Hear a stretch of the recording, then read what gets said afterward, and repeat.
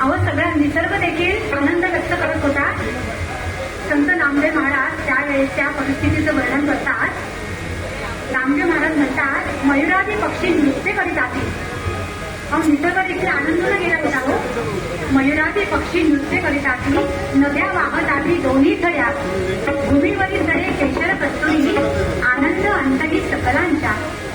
विमानांची दाती सुरोवर येती, गंधर्व गाताची सप्त स्वरे, मंद मंद मेघ गर्जना करती, अप्सरा नाचती आनंदाने. अहो काय सुंदर परिस्थिती निर्माण झाली होती.